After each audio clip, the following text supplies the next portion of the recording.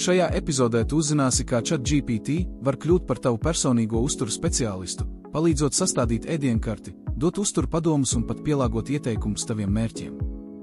Kā tas strādā? Pirmais, pastāsti ChatGPT par saviem mērķiem un fiziskajiem datiem. Sāc ar īsu aprakstu par saviem mērķiem un, ja iespējams, pievieno informāciju par savu augumu, svaru, vecumu un fizisko aktivitāšu līmeni.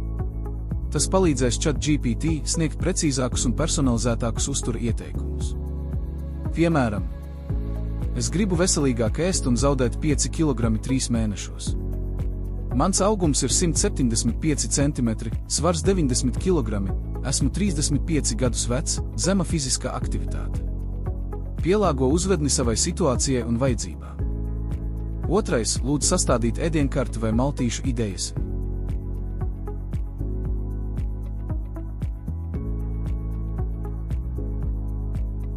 Pēc mērķa noskaidrošanas paprasi. Sastādi man ēdienkarti uz 1 nedēļu ar 3 maltītēm dienā. Vai arī dod 5 veselīgu brokastu idejas, ko var ātri pagatavot.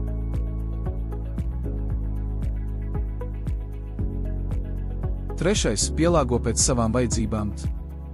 Ja kāda recepte vai produkts nedara, vienkārši paprasi alternatīvas. Aizstāj pienu ar augu pienu. Vai sastādi ēdienkarti cilvēkam ar glutēna nepanesību. Šeit daži piemēri, kā vari lūgt ChatGPT palīdzību atkarībā no sava uztura mērķa.